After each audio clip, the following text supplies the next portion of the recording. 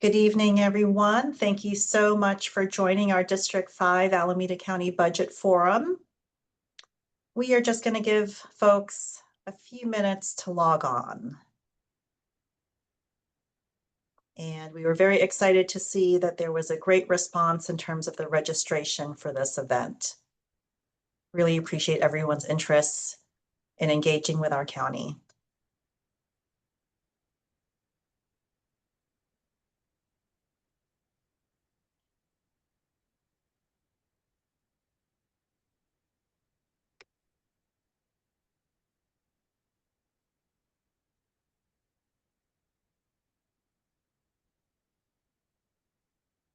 Thanks again, everyone, for joining us. We'll start in just a few minutes. We'll give folks a little bit more time to log on.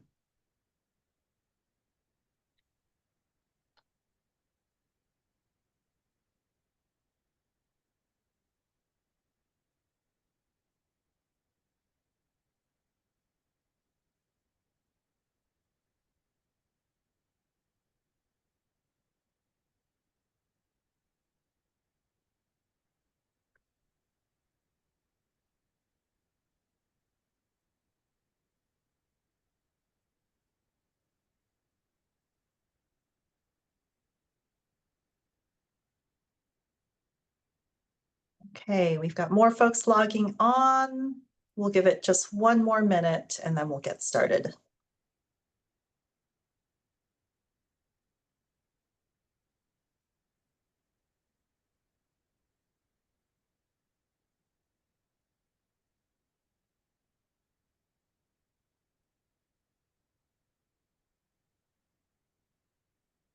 Good evening, everyone. Thank you so much for joining our Alameda County Budget Forum.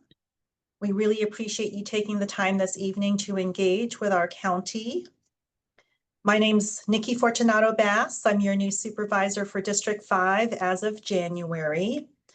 And District 5 includes the cities of Albany, Berkeley, Emeryville, Piedmont, as well as portions of Oakland. And I've lived in the district in the same home in Oakland for nearly 30 years. Really love our community, and I'm proud to be serving all of you. For the past 6 years prior, I served on the Oakland City Council representing Central Oakland and served as our council president.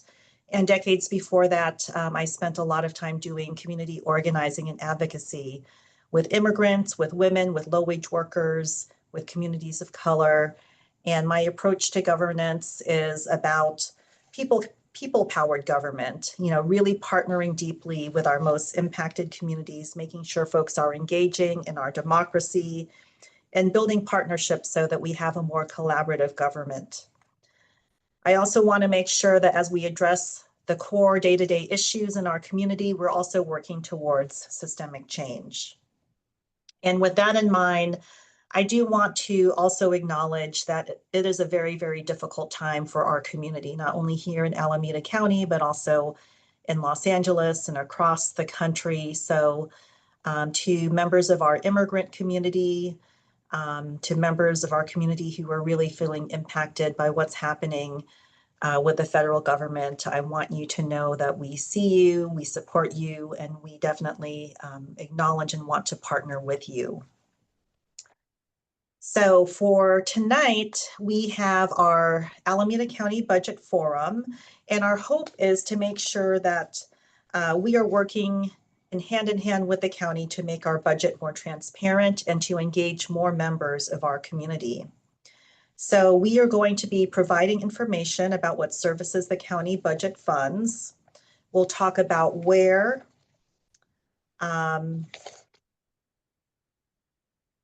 sorry about this. We'll talk about where funding or revenue comes from. We'll share information on the board's budget process. We'll also share our office's budget priorities. And most importantly, we want to hear from you. We want to increase your engagement in our county's budget process. And a little bit of housekeeping before we get started. Please put your questions in the Q&A. We will try to answer those questions during the webinar. And your questions are going to help our office understand what questions and issues to raise during our budget process. We are also recording the event. And we will share out the slides as well as the recording with everyone who registered, as well as with folks on our social media. Let's go to the next slide.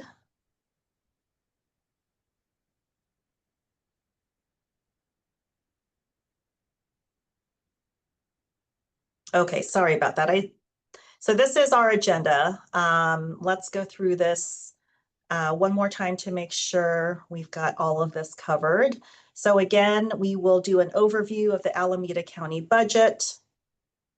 We will hear county department budget presentations. We have our county administrator's office represented by Melanie Attendido, our deputy county administrator. We have from Alameda County Health, Anika Chowdhury, our interim director. From Social Services Agency, we have Hannah Flores, our policy director. And from the Sheriff's Department, we don't have anyone from the Sheriff's Department available today. However, my Chief of Staff, Dave Brown, will be presenting that information. And these are sort of our largest departments within the county. And then we're really happy to have members of our community joining us and sharing their budget priorities. We have with us working on health, Baywell CEO, Robert Phillips. On housing and homelessness, we have St. Mary's Center's Executive Director, Sharon Cornu. Working on public safety, we have from Restore Oakland, Carol Malke, who is the Healing Justice Program Manager. And working on food security from Community Kitchens, we have Co-Executive Director, Maria Alderete. And then we will have time for questions and answers. And lastly, we'll summarize how you can engage in our budget process. So I do want to make sure we thank everyone who's here, whether you're participating, and especially those of you who are speaking, whether you're on our county staff or one of our community partners. We appreciate you making the time. So before we get started, I wanted to just share a little bit of background on my work on budgets. As I said, I spent 6 years working on the Oakland City Council. And for 4 of those years, I was the president of the council, leading our budget process. And some of the things I was able to do working with Oakland included making sure that we're adding more revenue. As many of you know, cities, counties, the state, we're always working to balance our budget and close a budget gap. And so generating new revenue is always important. And so while I was in Oakland, I worked to reauthorize the Oakland Fund for Children and Youth, which adds about $20 million a year for children, youth, and family programming. I worked with the library community to extend a measure that funds our libraries. I also co-authored the Affordable Housing and Infrastructure Bond with the former mayor, and that is an $850 million bond. And then one of the things I'm most proud of is I worked with the broader community to be the lead author on updating our business tax to make it more equitable and progressive. And that contributes to what's called our general fund, which is making sure that we have more general fund monies for the things that we need. And then lastly, co-sponsored the recent sales tax measure, which was passed by the voters last year. So that's a really important part of our budget, generating new revenue. And then in terms of programs and services, some of the things I was able to do in my prior role on the Oakland City Council included expanding affordable housing preservation with community land trusts, expanding tenant legal services, and then also making sure that we have a more holistic approach to public safety by increasing violence prevention, community ambassadors, and creating alternative crisis response. Next slide. So District 5 and my office have developed a set of budget priorities for the county. And we've done this through a lot of listening out in the community, meeting with community-based organizations, health clinics, and other partners, and really getting out in the community. Our office is now fully staffed, and so we also have two staff who are out in District 5 meeting with the community. So we look forward to spending more time with you, as well as through our budget process, hearing more about what you think is important for the county's budget. So our priorities include ensuring that we maintain the safety net services that are so crucial, especially amidst the state and federal budget cuts and the ending of federal American Rescue Plan Act funds. And some of the things that we think are critically important include adequate funding for our community clinics and public hospitals, healthcare access for those who may lose Medicare and Medicaid, and here we call it Medi-Cal. This is likely going to happen through the budgets that we are seeing, and this would really impact folks, including undocumented immigrants. Food security is really important given the significant need. Housing and homelessness is critical, especially making sure that after we pass our budget, when we work on the spending plan for Measure W, that goes largely towards homelessness. Mental health services are critically important, especially around prevention and early intervention. And then the CARES First, Jails Last programs, which were developed in partnership with the community, those are also very important. And then protecting our most vulnerable communities. That includes children, foster youth, seniors, and justice-involved individuals, as well as immigrants in our community. Next slide. So here's a snapshot of the county budget process. On April 15th, we heard from our county agencies regarding a maintenance of effort. And that's an important concept for the county budget. Basically, MOE, or maintenance of effort, is what it will cost to provide the same services and programs next year. And all our budgets are based on this maintenance of effort. And between April and May, several budget work groups occurred with county staff, supervisors, and the community. And then there's a number of things that are happening in June. This is the busiest time for our budget. So last Tuesday, June 10th, the county administrator's office presented a draft balanced budget. Monday, on June 23rd at 1:30, this is a very important meeting. This is our public hearing on the budget. And so this is where the public has a chance to weigh in. June 24th is when the board deliberates, and then June 26th is the date that we anticipate adopting our budget. And we have to approve a balanced budget by June 30th. Let's not go to this slide quite yet. I do want to note a couple things. Can you go back? Thank you. I do want to note a couple things about this year's budget. Firstly, the proposed county budget is $5 billion across all funds, and it's $4.2 billion in the general fund, which is where the board has some discretion. With this year's budget, we had to reconcile $105 million in a shortfall, and the county administrator's office will speak to the strategies they use to address that budget gap. I also wanted to name that we have a couple measures that raise revenue, and those are being addressed outside of our budget balancing process. So last Tuesday, we approved a spending plan for 5 years for Measure C for early childcare and education. That was a huge victory. And then in July, we are going to be looking at the spending plan for Measure W, which is a general sales tax, which I hope will help to address homelessness primarily. And then we do want to note that we also have to revisit our budget after the summer, during or after the summer, after learning the specifics about how the federal budget will impact us here at the county. And there are a number of opportunities that we want to take advantage of through this process in terms of making our process and budget more transparent and increasing opportunities for community engagement on our priorities and programs. At the City of Oakland, that was something I was very engaged with. We had a longer timeline there. We had 2 months. Each council member did a town hall. It was a process we spelled out in policy. And so I think in the future, there's an opportunity to lay that out more. Next slide. So here's an overview of the types of services and programs the county funds. I do want to note that for the unincorporated areas, the county provides municipal services.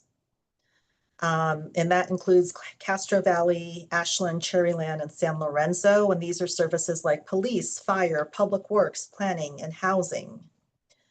Healthcare services, as you see, is a very significant part of our budget.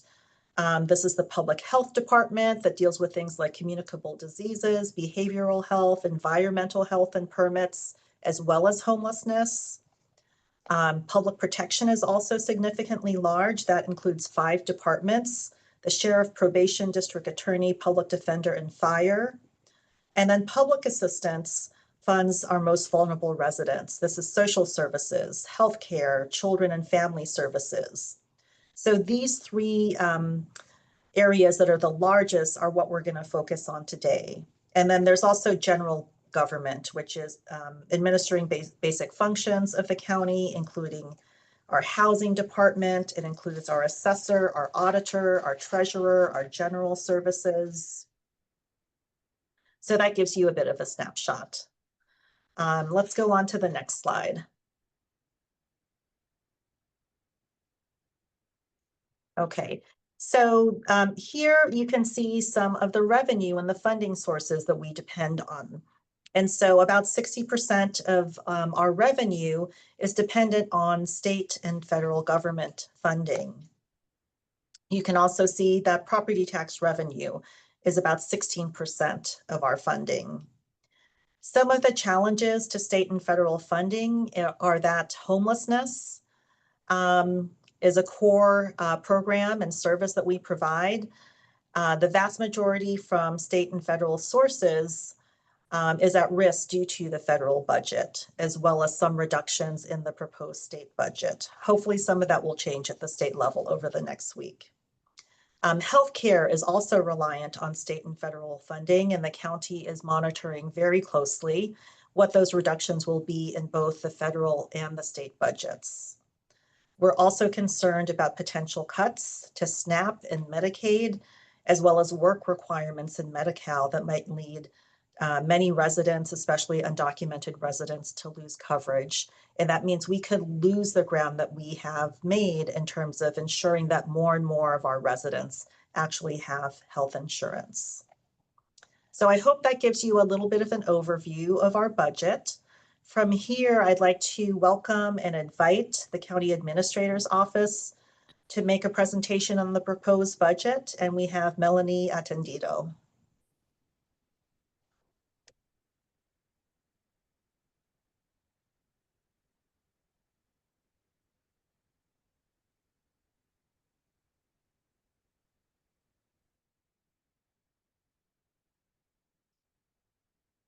Please, just 1 second as I get this up.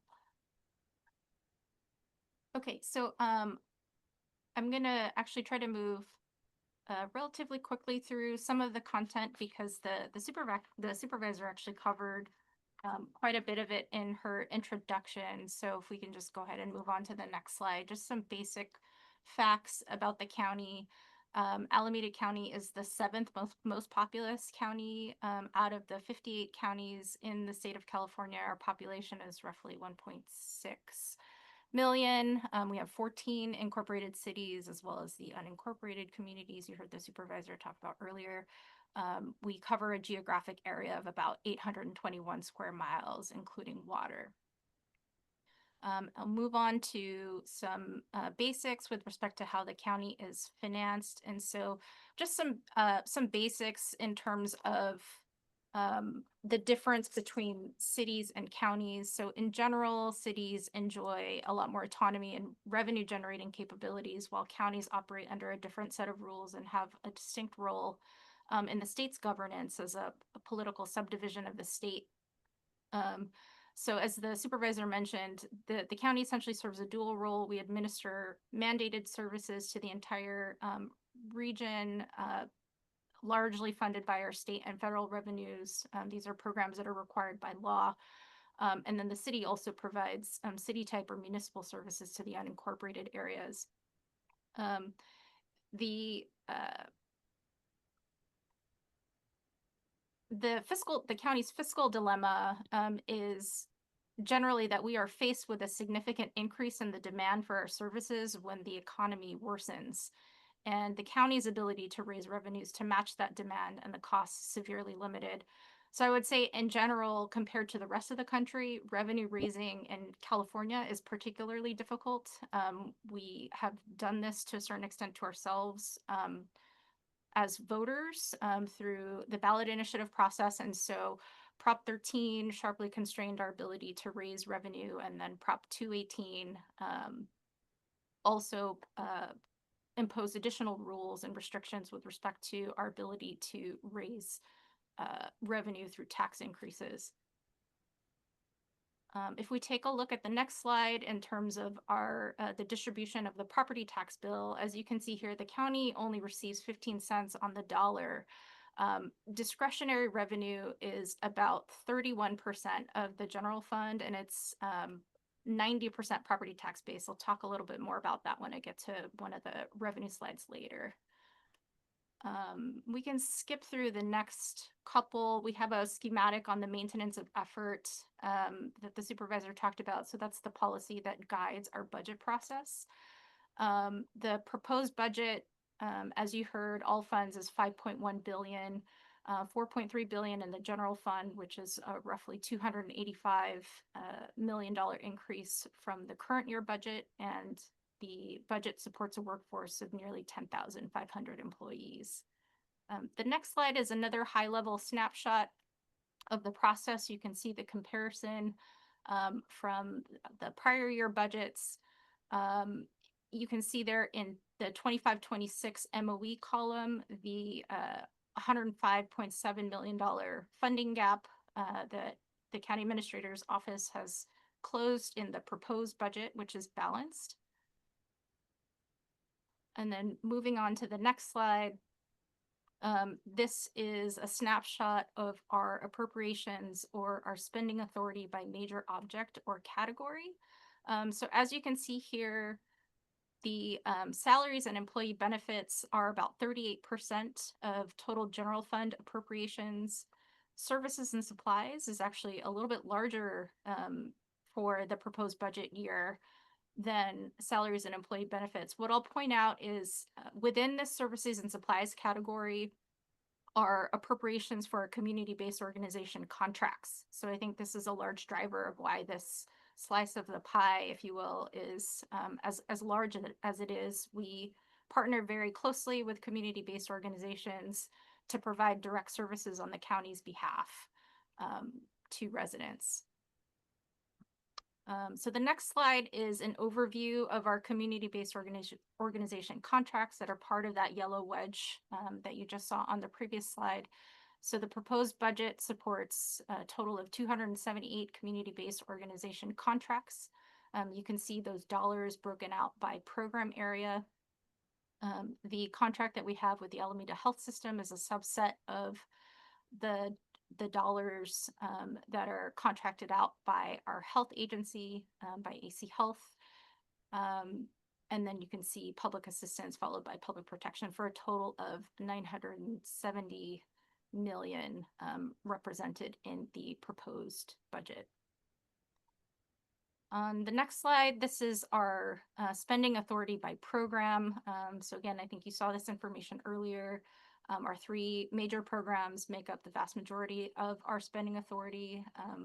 The other categories that you see here are general government, non-program, which includes our debt and contingency and reserves, which is primarily for labor agreements that are not yet finalized or known. The next slide is our is a snapshot of our available financing by source. So as you heard earlier, the county is heavily reliant on state and federal aid. So what you're seeing here, the combination of the blue and the red is roughly 60%. I should point out that in charges for services, which is this sort of deeper purple color, there is also federal revenue in there. Over $200 million in Medicaid, Medicare charges for services is federal revenue, which is why we say all of that put together means that nearly 2/3 of our financing comes from state and federal sources. So that's the next slide. It's just another way to look at the information we were just looking at. If we include that note there, Medi-Cal charges for services with the state and federal aid, as a comparison to all the other revenue sources, it's about 65% of our total financing. Moving on to how the county administrator's office is proposing to close the $105.7 million funding gap. Here is the detail here by program area. So it's a combination of both ongoing and one-time reductions contributed by the various programs, as well as some non-program strategies or countywide strategies to help close the funding gap. Ideally, we would have a lot more ongoing reductions to help address the structural funding gap. We are using quite a bit of one-time strategies to close the funding gap, which will become a challenge for the development of the following fiscal year's budget. And then the next slide is just the representation of the proportion of one-time to ongoing. Finally, moving on to pending factors. So there are, as there always is, there's a long list of pending factors that we have to contend with as, we continue to develop the budget, not the least of which is the historic level of uncertainty we're seeing at the state and federal level and how that could have direct impacts on the county's budget.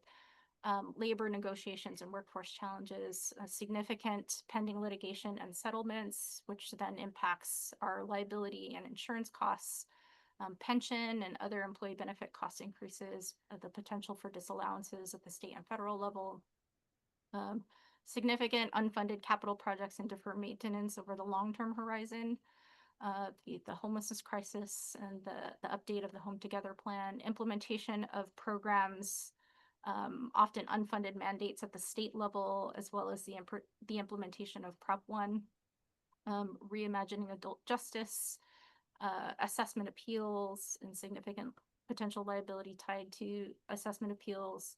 And then at a macroeconomic level, the impact of global finances and climate change. And lastly, the potential for an economic downturn. So that's pretty much it. Our budget process is guided by the board's updated Vision 2036, our 10X goals, as well as our shared vision. And these themes are seen throughout the budget document. Our agencies and departments are expected to reflect alignment with every action that goes to the board, including those that have budget impacts. So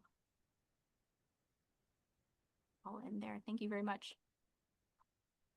Thank you so much, Melanie. That was very helpful, especially hearing a little bit more about the difference between the cities and the counties.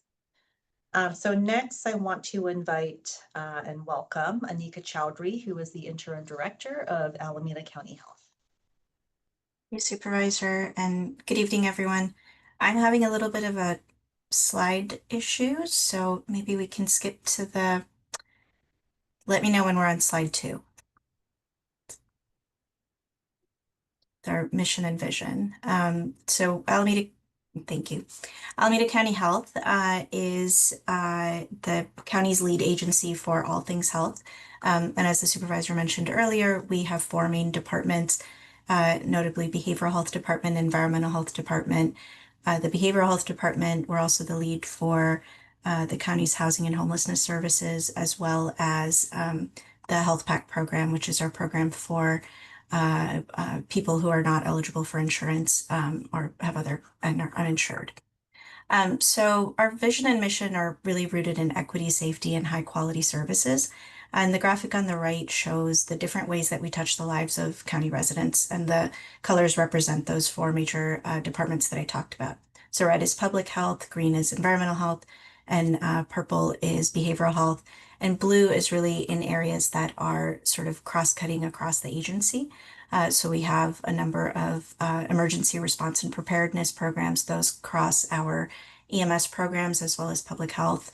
The Environmental Health Department really does everything from permitting restaurants to issuing event permits to helping clean up large-scale multi-year heavily polluted areas, and work on that. So in short, we have a variety of mandated programs and services that we provide on behalf of the state. And while the bulk of our work is the safety net, we really serve all Alameda County residents, regardless of who they are or where they come from. Next slide, please.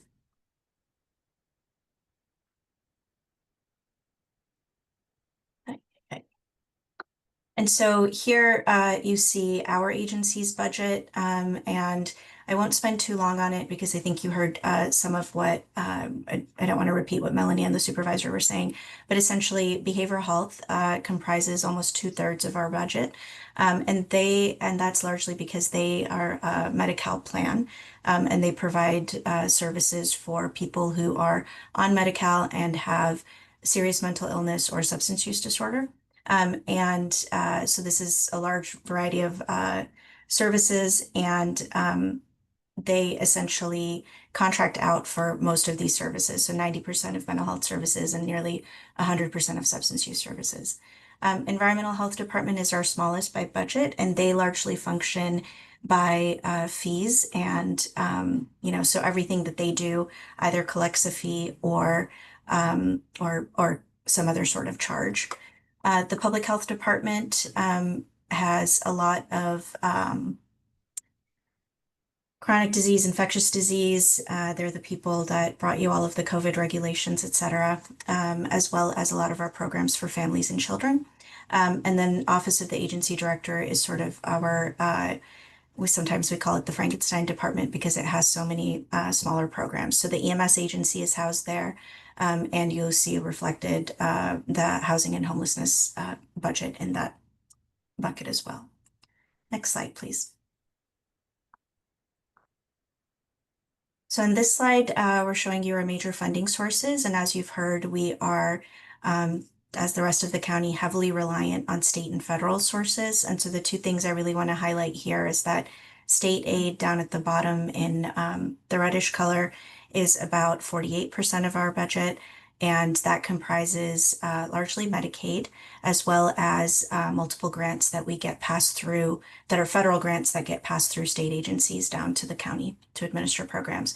And on the federal side, we receive numerous grants. So things like the HUD department will, provides us grants for housing and homelessness services, as well as grants from CDC and SAMHSA for HIV, CDC for HIV programs and chronic disease and infectious disease, and the Substance Abuse and Mental Health Services Administration for some homelessness services, as well as mental health and substance use programs. I also want to highlight Measure A. This is a sales tax that was passed back in 2004, and it's dedicated specifically to healthcare services. And about 75% of that goes to Alameda Health System, and about 25% comes to the county.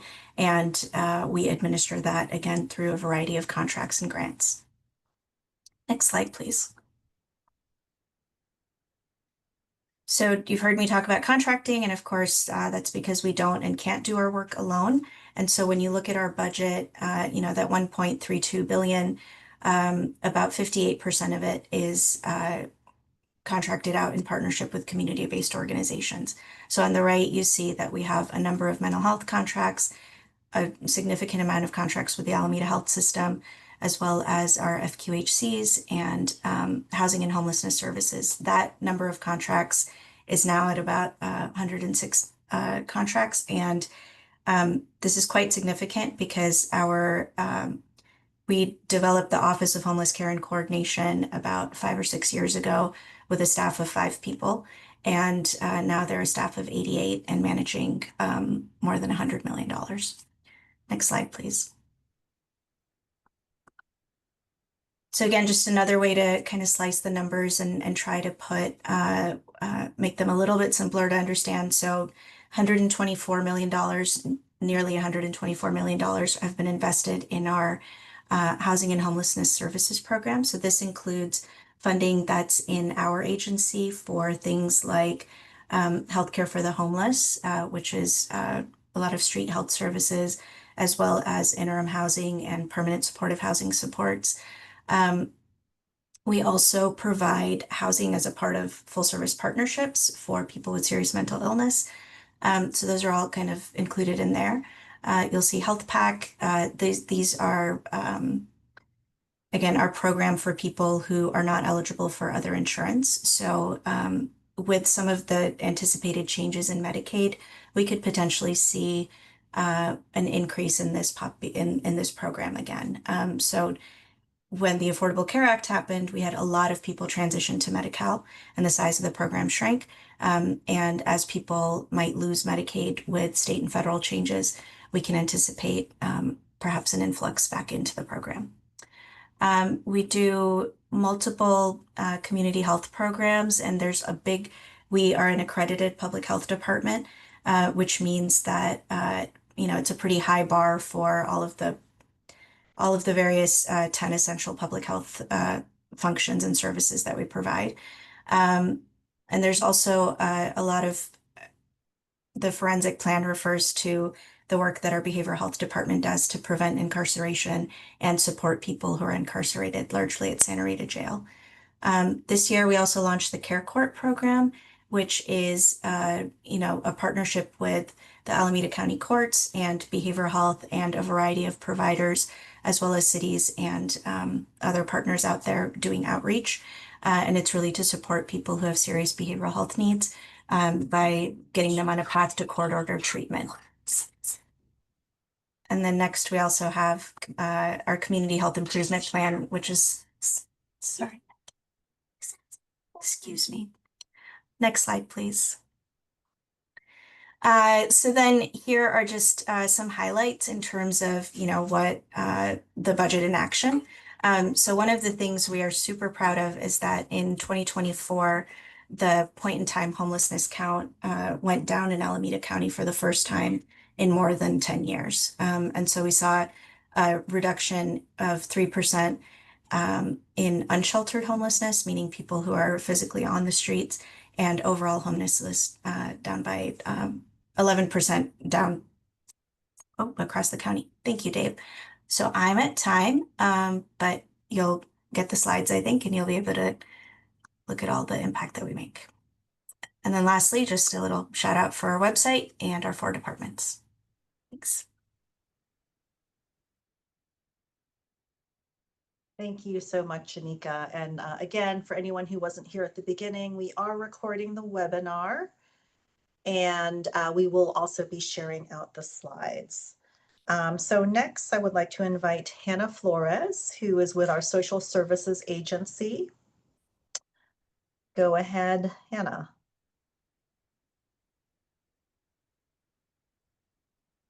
Can everyone see and hear me? Yes. Hi, good evening. My name is Hannah Hamilton. I know it says Flores. I do go by Hamilton. I'm the policy director for the Alameda County Social Services Agency. We provide basic safety net services to at-risk children, families, and adults. We serve 1 in 3 Alameda County residents, approximately 523,000 people.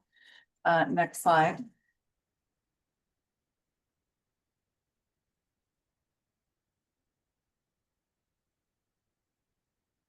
Our services are divided into 2 main categories across 3 operating departments: mandatory and discretionary services. Mandatory services are programs that are required by law. And so you can see that we administer the major public benefits programs, including CalWorks, Medi-Cal, eligibility, and CalFresh in our Workforce and Benefits Administration department. We operate the county's foster care system and our Department of Children and Family Services, and we administer a variety of adult and aging programs, including the in-home supportive services program and adult protective services. Next slide. Just to go over the numbers briefly, as of March 2025, almost 180,000 individuals were enrolled in CalFresh, and approximately 500,000 individuals are enrolled in Medi-Cal in the county. These are, as we're talking about the federal budget, these are 2 primary programs of concern with regards to the reconciliation bill that's being debated in Congress at the moment. There's a proposal to impose work requirements on folks receiving Medicaid in California and Alameda County, that's Medi-Cal. And we're estimating that those work requirements alone would place over 250,000 people in the county at risk of losing their health coverage. And cost shifts to the state are also particularly concerning given the state's difficult budget year. If these are passed to the county, we don't have the physical financial infrastructure to backfill the gaps that would be created. For CalWORKs, over 23,000 individuals are enrolled, and almost 10,000 individuals are enrolled in general assistance as of March 2025. And we were happy to see that no federal cuts to the TANF block grant, which funds CalWORKs, were included in the reconciliation bill. Next slide, Children and Family Services. So our agency responds to reports of child abuse or neglect and provides services centered on child and family safety, permanency, and well-being. In March 2025, we had over 1,000 child welfare cases throughout the county, as seen on the map. And I'm gonna just go to the next slide, adult and aging. Two of our main adult and aging services programs. One is the in-home supportive services program that served 32,000 recipients in March 2025, and over 73,000 older adults who received service from our area agency on aging. So this is provides a lot of nutrition programs like Meals on Wheels and other community-based services for older adults. Next slide. So getting to our budget now, this year's total appropriation. So these numbers are all in millions. So under the light blue box, this year's total appropriation is 1,084 million. So just over $1 billion, which is an increase of 44.6 million from the prior year. Our revenue is 1,009.6 million, an increase of 40.5 million. And a major area of concern is our revenue.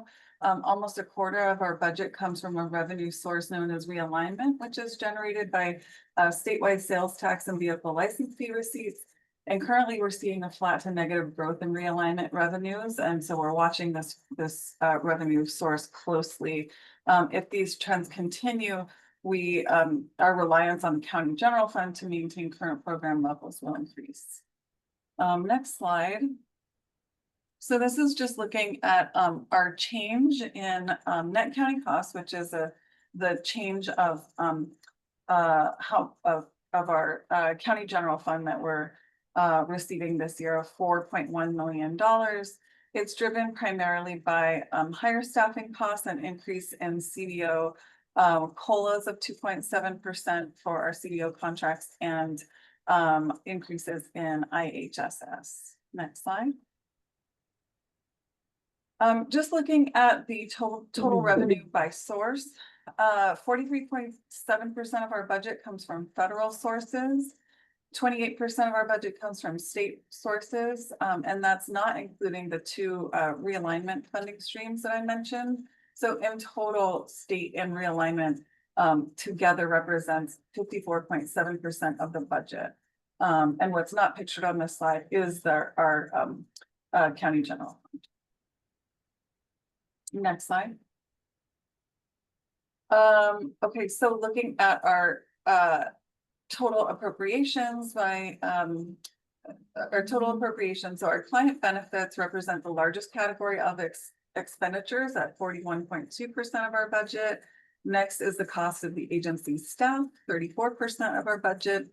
And the third largest category of expenditures is our discretionary services and supplies at 20% of the budget, which includes $140.6 million in CDO contracts, or 13% of the budget. We also have a smaller 4.8% of the budget, which covers our internal service funds. Next slide. And then another way to look at our budget is by looking at our departments. The largest department is our Workforce and Benefits Administration at 40% of our budget. The second is our Children and Family Services at 24, almost a quarter of our budget.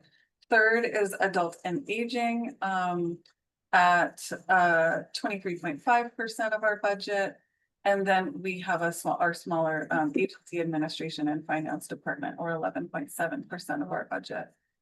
And then on my final slide, I'll just touch a little bit on our community-based organization contracts, which deliver a significant amount of our services to our clients. In fiscal year 2026, we've budgeted $140.6 million for 227 contracts with CBO, with community-based organizations. And that is all I have.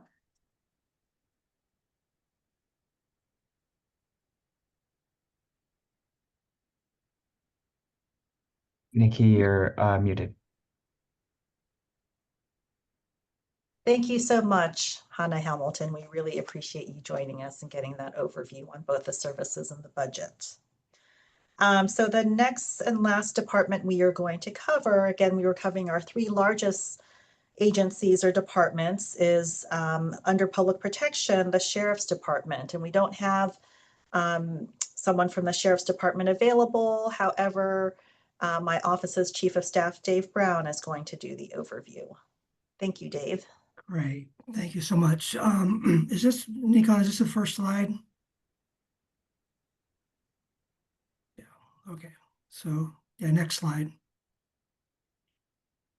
So this is just like the other charts you've seen so far with the other agencies. This goes over last year's budget on the left, this coming year's budget, which is the 25-26 MOE or Maintenance of Effort budget. And this year's appropriations for the Sheriff's Office is $659 million, which is $33 million more than last year. Revenues are slightly higher than last year at $148 million. And the net county cost, which is the part that's not covered by other sources of revenue, is $511 million, which is $32 million more than last year. As far as full-time equivalent positions or FTEs, there's one additional FTE this year than last year. Next slide.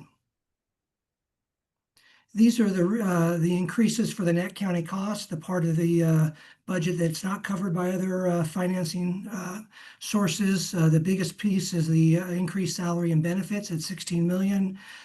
Increases in discretionary services, which is primarily the kitchen at the jail to have more nutritious food. That's $6 million. And as you can see, the rest of the different items that make up the net county cost change of $32 million. Next slide. By division, this is the type of work that the Sheriff's Office does. As you can see, the largest one at 59% is detention and corrections, so that's the jail. The second largest is law enforcement services, and that's the police services that the Sheriff's Office provides in the unincorporated areas, Castro Valley, San Lorenzo, Ashland, Sharyland, and a few other smaller unincorporated communities, as well as the sheriff provides police services for Dublin, AC Transit, and the airport. So they have actually contracts with cities and other agencies. And the smallest areas, management and countywide services. The sheriff does provide services countywide. Next slide. This is the appropriation by major objects. So you can see salary and benefits, 73.7% is the largest. Internal service funds and discretionary services are the next largest. Discretionary services and supplies make up a lot of different things, including any kind of equipment and supplies that the sheriff needs.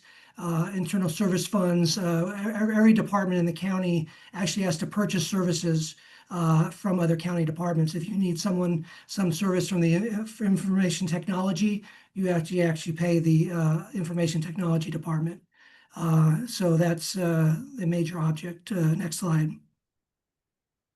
Revenue by source, again, there's only $148 million of outside revenues that come in. Charges for services, as you can see, is a big part of that. Taxes as well, and aid from other government agencies. All right, next slide. These are mandated services. I won't go through them all. I'll give you a moment to take a look at it, but obviously the jail is mandated, transportation is mandated, the Coroner's Bureau is mandated, as well as a host of other jobs that the Sheriff's Office has to do as required by law, and that makes up $506 million in our costs. All right, next slide.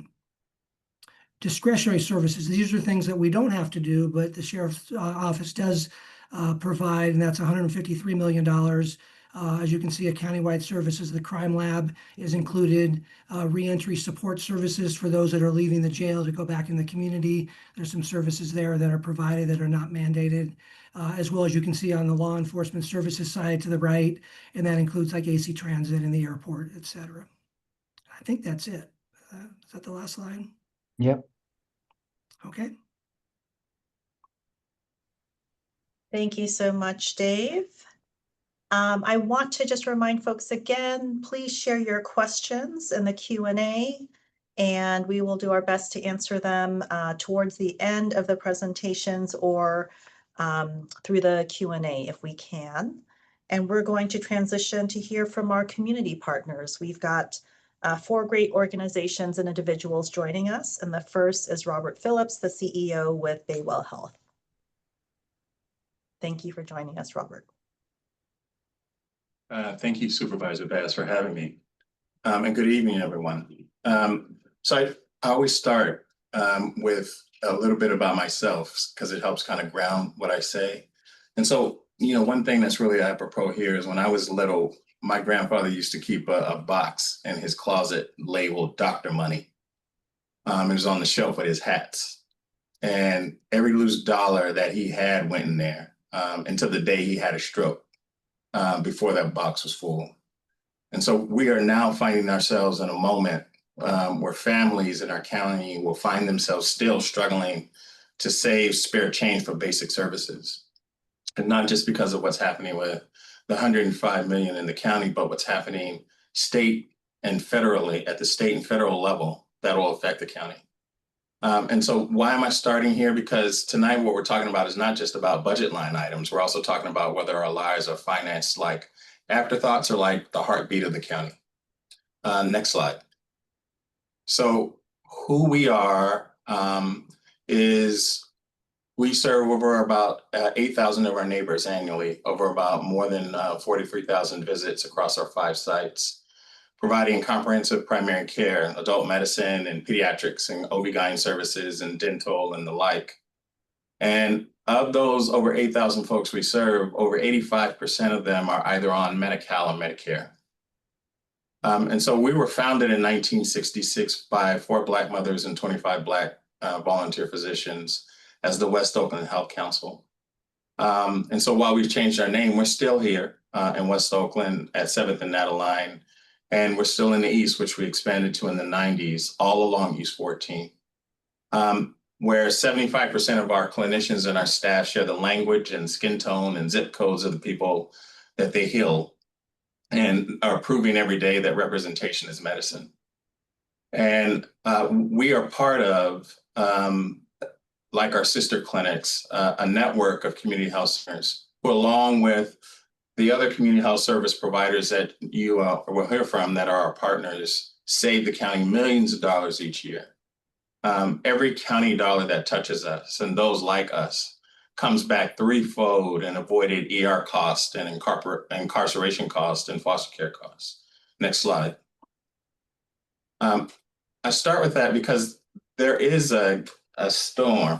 There's like this triple threat of budget cuts happening at state and federal level. So if you imagine our county health system as a 3-legged stool, if you start knocking out legs, things start to wobble. But if you kick all 3, the whole community hits the floor. And what Sacramento and DC are proposing threaten to actually create that dynamic for us. And there's a real collision for our families that we can expect to experience, which the county can help with. The first is, you know, who can get care? And we've heard about this a lot in the news with, particularly in the state, but at the federal level, the enrollment freeze for undocumented individuals. But there are other things that are going on, like reinstating asset tests on seniors, as well as imposing work requirements on folks. So I want you to imagine we have, a patient, Ms. Johnson, who comes into our clinic. She has about $2,500 a month in savings, but now there's an asset test placed on her, and so she loses that coverage. We also see the end of long-term care and full scope dental benefits. And we see, folks who come into our clinic who now have to quit their job and absorb the cost of that because they don't have anyone to care for their uncle. Next slide. So who hurts first if we don't do this? It's our seniors, because it means that they have to choose between blood pressure pills and rent. It's our minds, particularly as we find ourselves right in a moment where there's suicide, particularly among young Black men, has been doubling. And our moms and our babies, where $100 premium on an undocumented mom turns a prenatal visit into a luxury item. Next slide.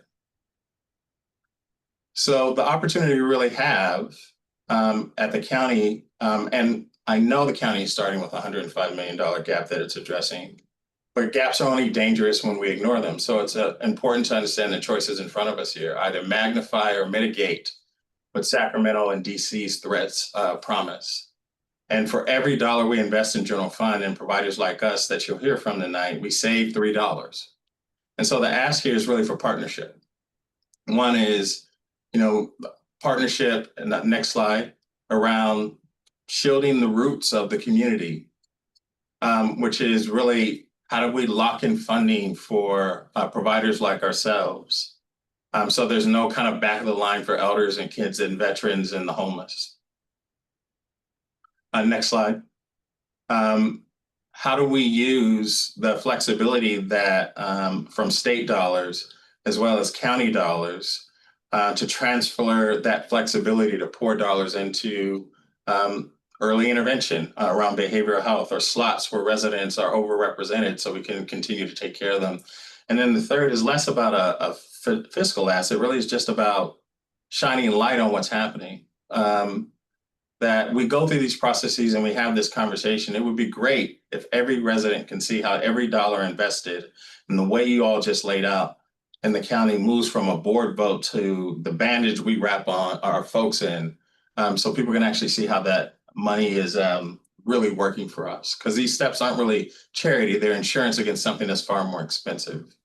And just the last thing I'll just close with here is that I'm not making a plea here, but instead offering an investment with the highest interest rate on earth, which is in human potential.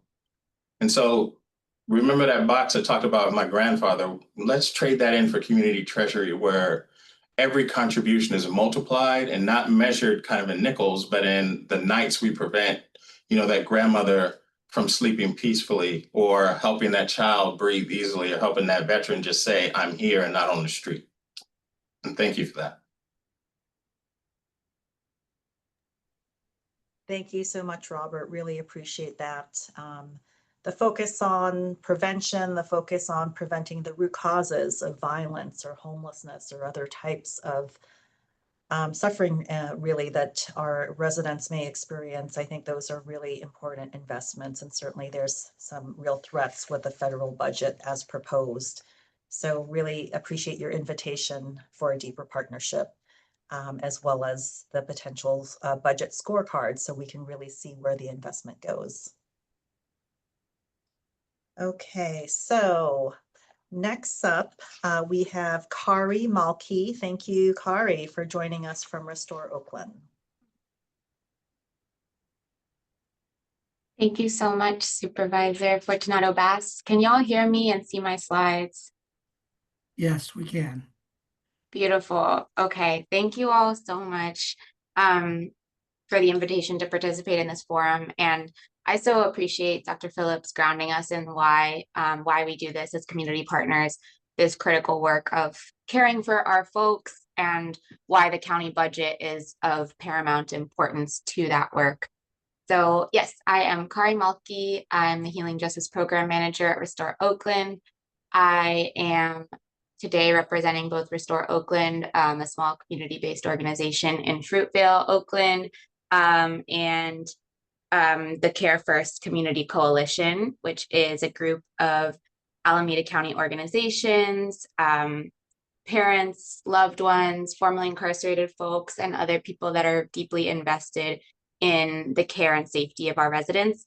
And I am holding down this role because Restore Oakland has been a backbone organization of the Care First Community Coalition since its inception. And what we do is we advocate for a budget that really prioritizes holistic community safety in Alameda County. And just in this photo, you can see this is an action that we did 2 years ago in front of the county administrator's building, where we were just sharing our vision for safety, which is rooted in the idea that safety is care, safety is holistic behavioral health care, safety is holistic physical, mental, emotional health care, and it is housing. And what we see is that a lot of times in our county, rather than funding that care that keeps us all safe, we have unfortunately seen funds going towards the kind of incarceration that warehouses our communities who don't have access to those basic needs. So just to give a little context, I will be really quick. So I just have on here our member organizations who work alongside Restore Oakland to keep the Care First Community Coalition up and running. Thank you all for doing that work with us. I will just say that, oh, let me go back one slide. Okay, yes. So what we do in this role with our county advocacy is we engage in policy and budget advocacy to prevent the criminalization and incarceration of Alameda County residents with behavioral health needs. So we see in this, especially in this political climate, that so many of our most vulnerable residents, those who have serious mental health and substance use needs, are being criminalized and incarcerated via federal and state legislation. And we fight in Alameda County to ensure that our residents do not have those same impacts. And we fight also to get folks out of jail in Alameda County, that is Santa Rita Jail. We've helped to decarcerate folks at the policy level as well as at the individual level. One of the ways that we did that is that we won the passage of the Care First Jail's last policy resolution in 2021. And that policy resolution states that it is the county's prerogative to reduce the number of people with serious behavioral health needs in the jail, prevent their future incarceration, and instead fund holistic behavioral health care that keeps people out of incarceration. And right now, although that is passed, we have not seen the full implementation of that policy. So that is why this year in 2025 and for the foreseeable future, we do the work to advocate for a county budget that funds the holistic behavioral health care, housing, and community resources that keep all of our residents safe and stable. And I just want to name here, this is one of the slides that we got from a county presentation, where we want to just highlight, like, what is it that it looks like when we invest in safety and care rather than incarceration.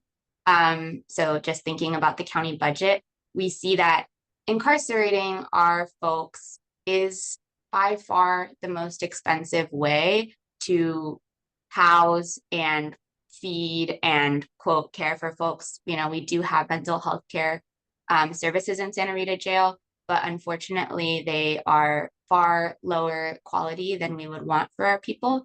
And we see that as far as budgeting goes, Santa Rita Jail is by far the most expensive way to do that. So we can give people the most intensive behavioral health care and fully funded housing via subacute care units, permanent supportive housing units, which provide completely free or reduced housing for the most marginalized people, the most low income and high needs folks in our communities. Those funds are still far less than it is to incarcerate folks. So what we do at the Care First Community Coalition and at Restore Oakland is advocate for those funds to be used most effectively and most holistically to support residents in Alameda County. And what that is specifically looking like in 2025 is a call to democratize the county budget process so that we can see what our funds are actually being used to do. So that we, as I said, we have gotten in Alameda County this huge win in the form of the passage of a Care First Jails Last resolution. But we actually don't totally understand how and when those interventions that the Care First community, the Care First Jails Last task force, which was a county appointed task force, which has been working, which I'm a part of that, and we've been working for several years to get these recommendations set and funded. But we don't know how the county is going to fund them, when they are going to be funded, and with what available funds. And so we want to see that be publicly available. We want a report on the county reserves. We know that the county reserves are for emergencies, and we see that we are in, at this point, a compounding set of crises, right? At the federal and state levels in our county, as far as the issues of homelessness, of addiction, of mental health, and of economic instability. This is a time where we see that the reserves would be deeply necessary and appropriate to be used. And so we want to understand more publicly what is the condition of those funds. We want to see information provided on how the county is allocating funds to engage in jail settlements at Santa Rita. And we want to see more information about the sheriff's overtime and unfilled staff positions, which we've seen in the prior presentations, is a fairly large chunk of our county's money. And what we want instead of that is for Alameda County to fund the Care First Jails Last recommendations that ensure that preventive care and crisis support services, as well as supportive housing, are accessible to all justice-involved people and the most marginalized among us with behavioral health needs. And right now, we also want to call attention to, in this new administration within the district attorney's office, we've been working alongside the DA to expand the collaborative courts and diversion courts, where folks can get diverted from incarceration to services and treatment, and save our county both money and families and loved ones a lot of harm and pain from their loved ones being incarcerated. So we are advocating for an additional set of funding for social workers, PD attorneys, and community outreach workers within those collaborative and diversion courts. And that's something that this board can do quite easily. So I'm excited, and hopefully Supervisor Fortunato Bas will support that work.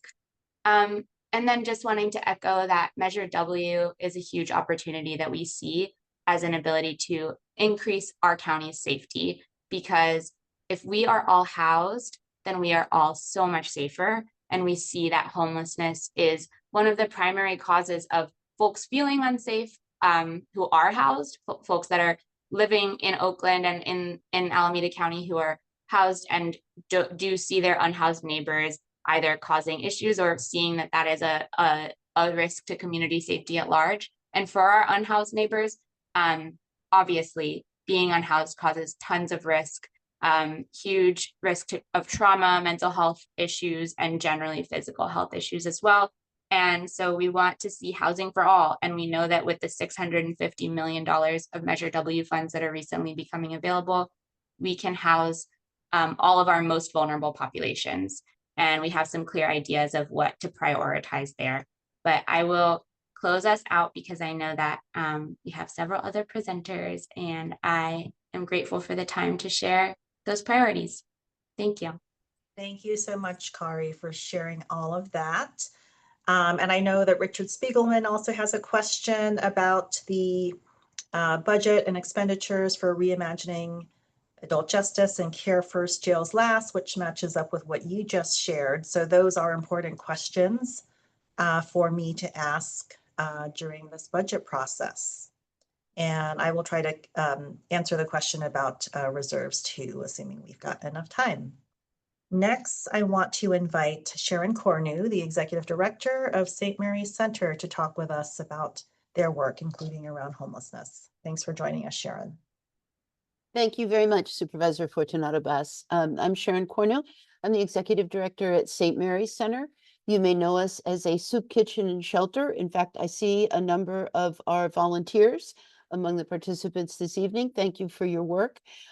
Today we have 250 members in our senior community center and about 111 people receiving homeless services and another couple dozen in supportive housing. Transitional housing, all are 55 and older at St. Mary's Center. And as you may know, seniors are the fastest growing segment of the unhoused community. And so we also ask, in addition to this conversation about homelessness, that the county respect our elders and not cut senior services, because we're concerned there as well. Next, I want to show you a slide that will surprise you. And I want to talk to you not just about St. Mary's work, but how we are part of a larger network supported and coordinated by Alameda County Housing and Homelessness, focusing specifically on homelessness tonight. And this slide is a little tricky to interpret, but that orange line across the top shows you that over the last 4 years, a little less than 4,000 people have found themselves unhoused in Alameda County each year. But the blue line below that shows you that somewhere between 2,600 and 4,000 people have been housed by our network of service providers. And I want to emphasize that to share with you that we have solutions, we have programs that work, and because of decades of work in homeless services, as well as innovations in case management, housing navigation, and how services are delivered, including increased street outreach, including increased coordination, and a focus on outcomes, we have solutions to what you may sometimes feel is an intractable problem.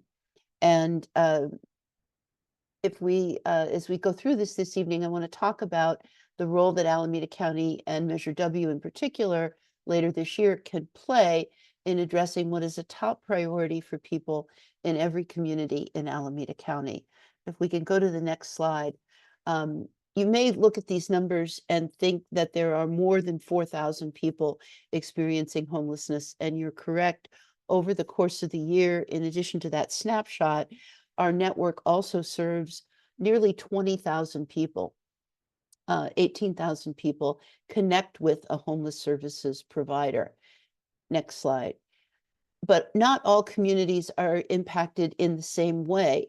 This is a confusing graphic to look at, but focus in on that big blue piece on the top.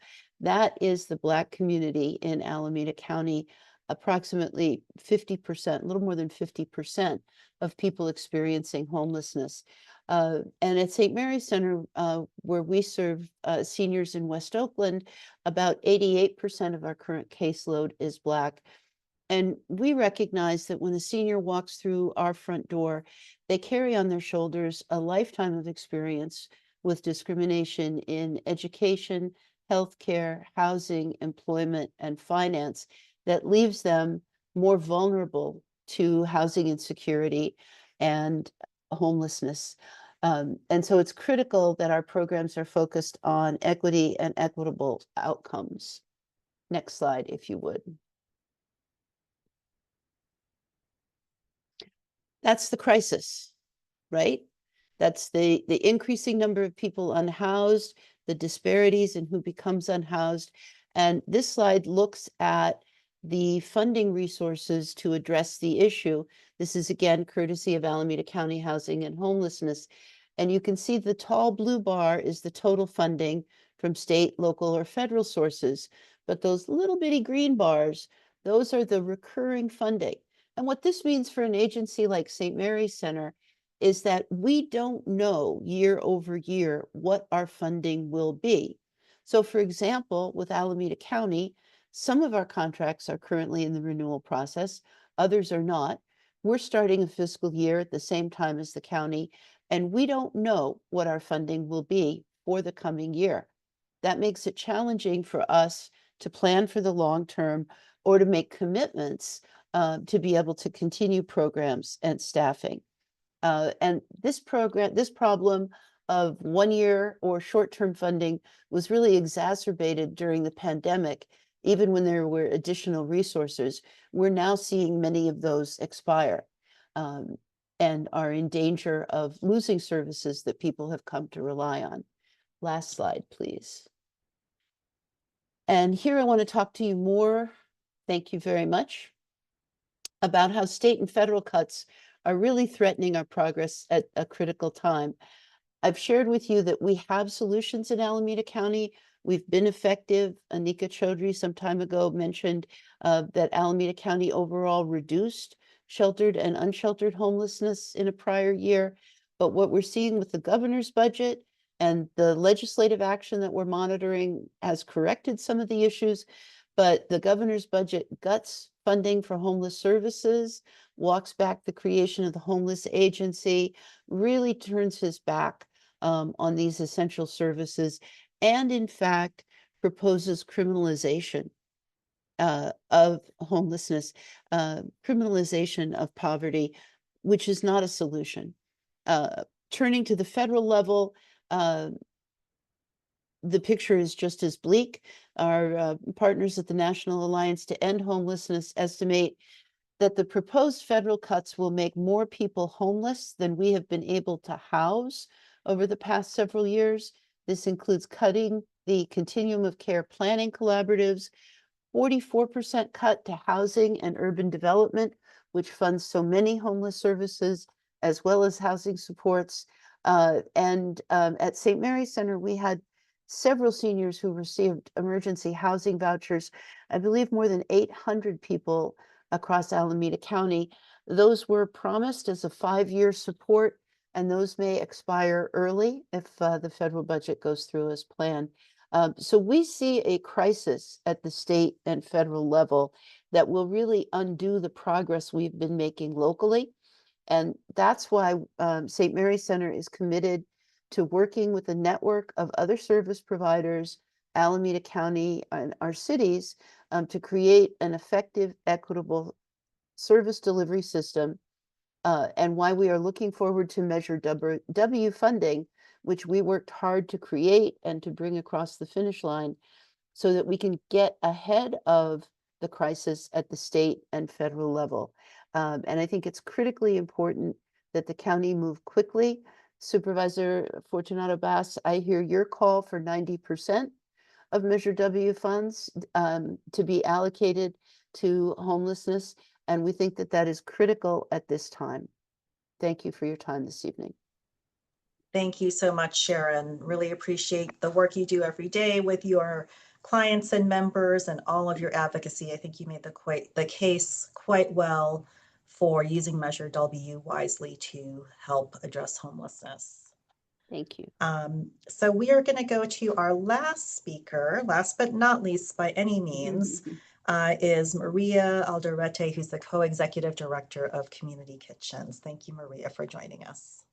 Thank you so much for having me in and giving me the opportunity to share more about food security, both the landscape and priorities in our community. I want to first talk about our goals and our goals for ending hunger, because I believe this definition of food security captures the heart of our objectives. And I really want to draw your attention to the words all people. Access, nutritious, and meeting cultural preferences. Food security and food justice is a lot more than just providing food. And I want you to remember these critical words as we go through this presentation, and we can move on to the next slide right now. It's really important that you understand the roots of hunger, which goes back decades. Looking at the map on the left, you'll see the history of redlining in Oakland that discriminated against Black people from owning homes. 80 years later on the map on the right has a lot of similarities. Now the red defines areas where 50% of the households are food insecure. The historical discrimination of housing and incarceration policies continue to this day, creating health and hunger disparities that disproportionately impact our BIPOC community members. We can move to the next slide, please. Now, while we're able to see in the news the impacts of ICE raids ripping apart families, the impacts of hunger can be somewhat invisible. You might have noticed on your grocery bill that it's going up lately, and that really sucks. But for many in our community, rising costs mean trade-offs must be made, which are stressful and silent decisions. Trade-offs mean not everyone gets to eat, as low-income households have to decide between food, rent, bills, and transportation. You can't hear the grumbling bellies of kids at night, unable to sleep because they're hungry. The fact that chronic food insecurity can take up to 17 years off of someone's life is completely invisible. We must recognize that hunger has tremendous costs. But the good news is that providing food security has significant returns. A 1% reduction in hunger saves California $600 million in future healthcare costs. We can move to the next slide. Unfortunately, our current federal government actions are working against these principles. Every week we learn of new ways they are working to dismantle the critical food security work in our community. Tariffs are projected to cost households $5,000 annually and disproportionately impact low-income households. The proposed SNAP cuts, that's food stamps, CalFresh, put millions of people at risk of losing food support and make it harder for families to access and find nutritious food. SNAP cuts also hurt local economies, as every dollar spent using SNAP generates $1.50 in economic activity. And just Tuesday, ICE raids targeted Central Valley essential farm workers, disrupting our food supply chains. The list goes on. It's not just the food security programs that are getting hit. The federal cuts are disrupting the entire food system for everyone.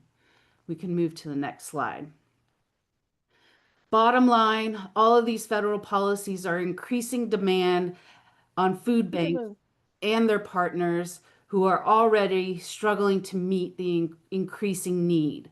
The numbers show not only are the number of households supported by our food bank growing significantly, but the people receiving food need more food. Unfortunately, this year's the federal ARPA funding ended, and it was at a time while the need for emergency food remains high. And the impacts are even greater in Oakland. Every other person walking down the street in East and West Oakland goes to bed hungry at night, which leads to health problems at a time when access to health care is also getting cut. Additionally, funds for prepared meals to feed our unhoused is going to end at the end of this month, which will cut access to food for the most vulnerable. We can move to the final slide. As others have pointed out, we're at this critical moment. It's a perfect storm. So I want to leave you with our urgent food security budget priorities.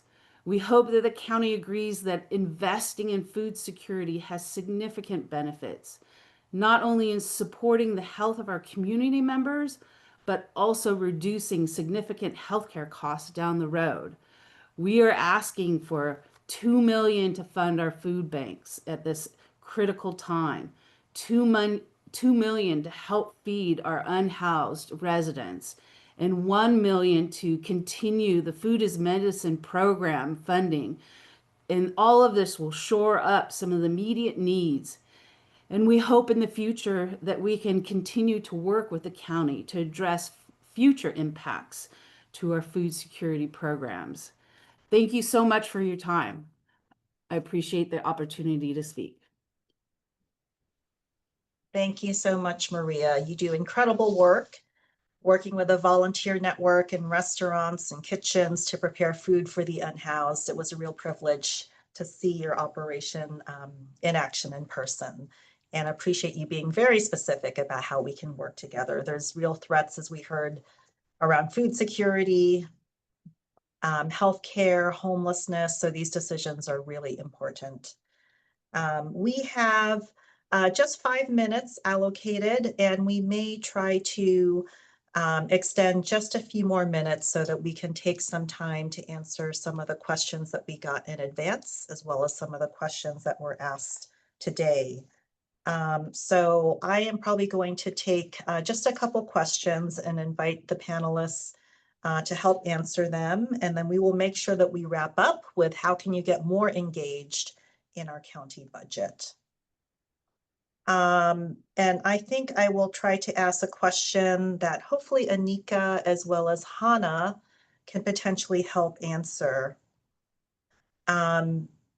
This might be a little bit of a two-part question. So there was some information from social services about the types of services that the county must maintain, sort of the mandated services. How is the county prioritizing the specific services and resources for vulnerable populations, seniors, children, the unhoused? If you can talk a little bit about how that's different from the state or the federal government's responsibilities. But the bottom line is, just really getting a little bit more of a picture for how you make decisions about what to include in terms of services in our budget, knowing that there's some resource constraints. I can start. Thank you for the question, Supervisor. So I think all of the groups that you just mentioned are high priority for us, right? And so in our budget, I think one of the things that's a little bit different from counties and the state and certainly the federal government is that the counties are often an extension of the state, and this is true in healthcare particularly. And so anytime, say the governor's proposal for undocumented Medicaid cuts goes into force, we fully expect that to fall on the counties. So in terms of our decision-making process, it's really to do no harm and look at, we already have so much stuff programmed. So right now we're kind of in a limbo space where we are waiting for decisions at the federal level or at the state level. And so at this time, I can say that all of our services are go, and we've not had to make any program changes for this upcoming year at this point. But, when it comes down to it, maybe we look at efficiencies within our own agency, meaning looking at where can we see how because our agency is so large, so sometimes we have contracts with multiple organizations, with the same organization across multiple departments, right? And that is also a reporting burden for our contracted partners. So that's something that we're interested in looking at and seeing if, there's something like that we can do. But given what is potentially coming down the pike, it's really going to take a partnership approach with all of our CBOs and our county partners to see what it is that we can do and how we can make sure that we're meeting the needs of all of our diverse communities. Thank you. Hannah, would you like to add anything? Sure. I'll just say, yes, you're right that that we do have, mandated services that we have to provide. I think, for us, we are in the midst and just actually completing our strategic plan for the next 5 years. And we're really looking at, how we become more resilient, how we improve, the way we work as internally to be able to, push back against some of these changes that are coming down. A lot of the changes are expect to make cuts due to administrative burdens. And so we're looking at our workflows, looking at how we can tighten things up, become, just a lot more streamlined and efficient in delivering the services that we have. And it's, you know, it's also just making sure that we are using data to, you know, make sure that the resources that we do have, that we are prioritizing them to the people that need them most. That we're engaging with our stakeholders, you know, that's also a focus of our strategic plan. And yeah, just making sure that we align with our state and federal mandates. Thank you for that. Melanie, I would like your help answering one of the questions that I believe is in the chat regarding county positions that are not filled. Could you address that one? Sure. Thank you for the question. So the budget does allow for our current budget system does allow for us to take into account a salary savings factor based on history. So if departments have vacant positions, we try to balance both what we project to be an appropriate level of spending authority based on their historical usage, but also allow for them to have the flexibility to staff up. So it's a little bit of a balance. There are savings that are achieved by the departments, and in some cases, you know, policy put in place that directs us to directs the county on what to do with that savings depending on the agency or the positions. Thank you. And in Kari's presentation, there was an ask about the reserves. Melanie, I might ask you to comment on this one, but I do want to note that I made a request that the reserves be presented to the board. And so the county administrator did have our county auditor present that portion of our annual consolidated financial report.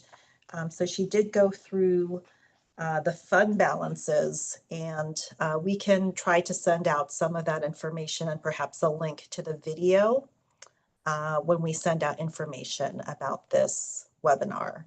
Melanie, did you want to add anything to that? I'm not sure that I can. You know, we do typically defer to the auditor with respect to the reserves, so I Okay, think it would be more appropriate for the auditor to respond. sure. So we'll make sure we share the link to the meeting where the reserves and the fund balances were discussed. The June 24 financial statements showed fund balances of 4.3 billion. And I do want to note that there are portions of that that are restricted in terms of use.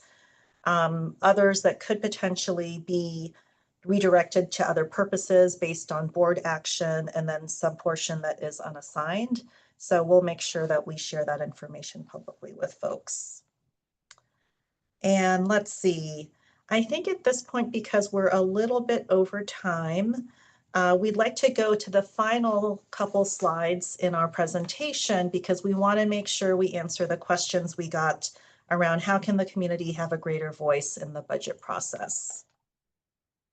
So again, thank you to everyone who participated. This was incredibly fruitful. So much food for thought here, even though we are in a challenge with the county budget having to be balanced and closing a gap, and also dealing with the state and federal impacts of their own budgets. We still want to make sure that you all give us your input and feedback, and that we have an opportunity to really engage together and work together. So in terms of really engaging in this process, please review the proposed budget. It is now online. We'll make sure we send that link to those of you who are here with us and who registered, and we will also make sure that you have access to our district map so you can engage with your supervisor and you can look up who that is if you don't know them. I really encourage you to share your priorities and questions with your own supervisor, as well as all of us. And again, there's a pretty tight timeline for our budget process. We received the proposed budget on Tuesday.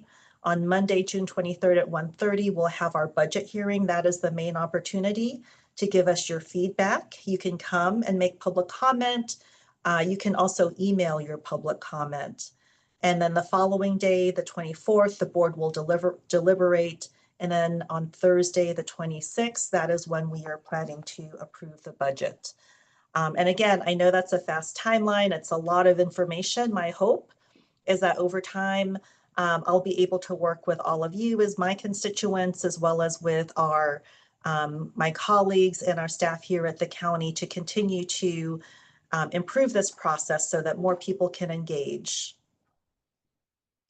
And with that, there is one more opportunity that folks can engage. Again, we are working to balance our annual budget this month.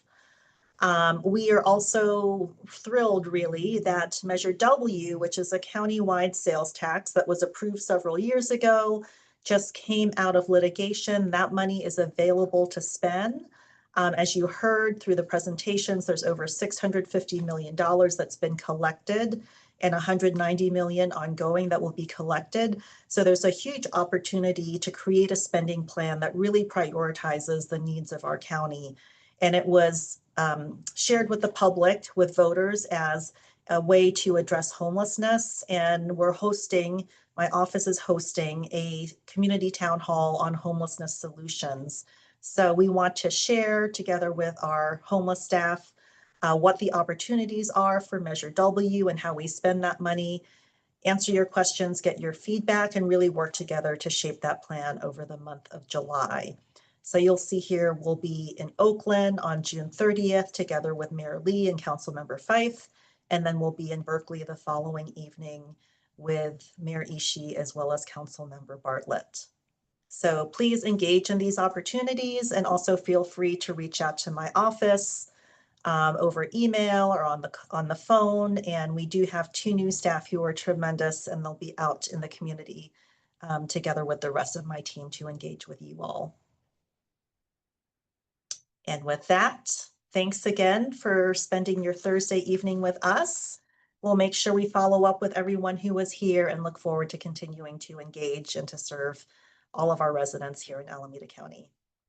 Have a good night.